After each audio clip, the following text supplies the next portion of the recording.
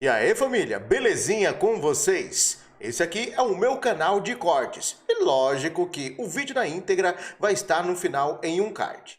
Então, vamos lá pro conteúdo. O áudio isolado também teve a sua análise de integridade, né? Então, a análise de integridade foi de imagem e de som, não somente da imagem. Então, quando a gente fala assim, é óbvio que é uma montagem. Para quem fez o vídeo, sim, mas e o áudio? O áudio que foi utilizado para compor aquele material visual, ele era íntegro também? Era essa a pergunta que foi respondida na conclusão. Ok, Wesley, obrigado. André Carpano. Algumas pessoas estão fazendo a seguinte pergunta aqui, né?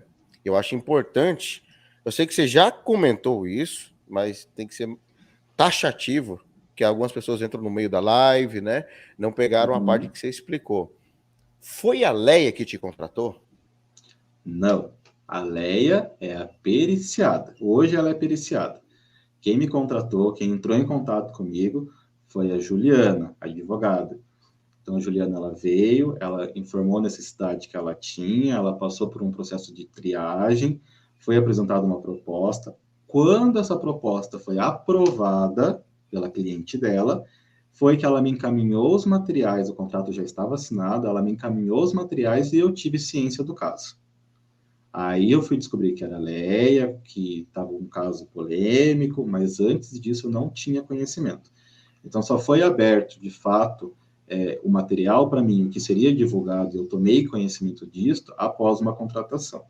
É um caso atípico? Não, não é atípico. Muitos advogados, às vezes, entram em contato com a gente, inclusive o próprio escritório, ele tem um termo de confidencialidade, que às vezes nós acabamos assinando em fase de orçamento, que ele não quer mostrar o material, ele não quer divulgar o material, por uma questão de sigilo que ele tem com o cliente dele, ou porque expõe o cliente dele de modo muito alto. Então, eles acabam não encaminhando para uma avaliação todo o material logo de início. E só depois que a gente é contratado que a gente tem acesso a esse material, né? No caso da Juliana, não chegou a um nível tão extremo da gente assinar um termo de confidencialidade para então ela me apresentar o material. A gente não chegou nesse nível. Mas eu só tive acesso ao material depois que eu já estava contratado. Então, Perfeito. só confirmando, só deixando claro para as pessoas, para o público que está nos acompanhando, quem te contratou foi a doutora Juliana. Isso mesmo. E que você. Eu perguntei isso em off, foi a primeira pergunta que eu fiz. Se você até então sabia de quem se tratava e de qual instituição se falava. Então você não tinha noção nenhuma mesmo. Não, nenhuma. Não sabia que era da Repercussão, nada Leia, disso. nunca conheci, nunca tinha visto nada da Leia. Fui saber de quem é e o cargo que ela tinha e que ela era cantora e o que ela participava depois que eu comecei a já realizar a perícia, mas antes disso não tinha conhecimento nenhum, né? É legal que eu, agora pegando esse gancho que nós estamos conversando, muitos comentários que eu vim acompanhando depois que eu concluí os trabalhos foi por que, que a Leia contratou a perícia? Ela não iria se incriminar, ela não iria criar uma prova contra ela mesma, né? É legal a gente colocar que quem não contratou não foi a Leia, e sim foi a advogada, e que é um procedimento muito comum advogados contratarem perícias particulares antes de qualquer ação judicial que eles venham tomar, até por uma questão estratégica deles saberem como que eles vão defender ou como que eles vão acusar a outra parte ou o seu cliente de modo seguro, porque nenhum advogado quer cometer erro, né? Dentro da justiça não tem essa opção, segunda tentativa. Não, uma vez que o processo daquele assunto foi sentenciado, não adianta entrar com outro processo. Uma Então, proteção da profissional.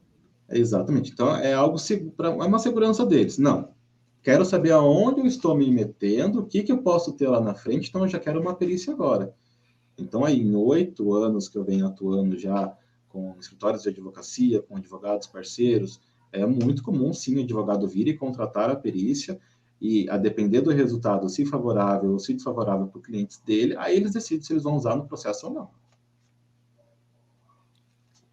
Ok. Felipe? Perfeito. Mais ou menos há uns 20 dias atrás, 15 dias atrás, foi dito que iria ser feito duas perícias. Uma dela e outra da própria IPO. né, no caso, o PDA. Isso aí talvez seja algo que foi um fake feito, ou sim foram feitas 2 perícias? Você sabe se houve uma outra perícia fora essa feita? Sim, teve uma outra perícia, além da minha, né? Assim como a Juliana me contratou para fazer uma perícia, a diretoria da IPDA contratou um outro profissional para fazer uma perícia também. Inclusive, conheço o profissional que foi contratado, tive acesso ao parecer dele. Se ele teve acesso ao meu, eu não tenho conhecimento, mas eu tive acesso ao parecer dele. E então, sim, teve 2 perícias que foram realizadas. Você pode falar sobre esse, no caso, sobre o laudo técnico dele, sobre esse caso ou não? Assim, poder falar eu até posso, mas eu acho que já tem polêmica demais envolvida, Ok. né?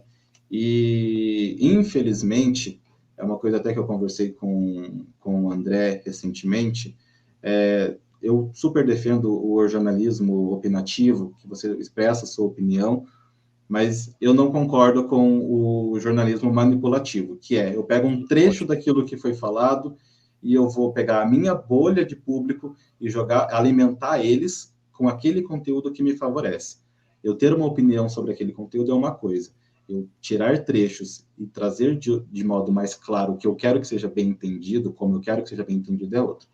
Então, assim, conheço o trabalho do profissional que foi contratado, é um ótimo profissional, acompanhei outros casos dele já também, não só aqui da Leia, sei alguns métodos que ele utiliza, são diferentes do meu, o modo do parecer dele também é diferente do meu, mas assim, não tenho nenhuma inimizade, nada contra, e também não temos contato próximo, apesar de eu conhecer o tipo de trabalho que ele realiza.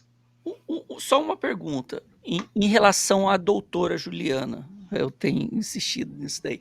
Você já tinha sido contratado por ela antes, em outros casos, já conhecia ela ou não? Não, também não. Também não? Ok. Também não. Isso é bom para saber, entendeu? Não, Isso é sim, bom saber, são esclarecer, curiosidades por causa... interessantes. Ok, ok. Não, a Juliana, a Leia, ninguém. Hoje eu tenho mais contato com a Juliana, obviamente. Com a Leia, nunca teve nada, assim, gente, absolutamente nada. Eu mostro isso para vocês de modo bem claro. Não teve troca de mensagem, não teve ligação, não sei nem qual que é o WhatsApp dela. A gente se segue hoje no Instagram, mais uma questão de eu acompanhar quando ela entra ao vivo ali numa live, uma publicação, alguma coisa assim como eu sigo outros canais que estão reportando isso, mas jamais. O meu contato com a Leia foi 2, não, mentira, 3. 3 contatos. Primeiro contato de uma coleta por videoconferência que eu realizei.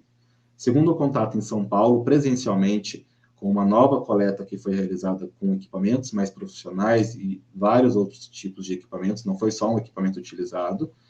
E a terceira foi a reunião de entrega do parecer, do resultado.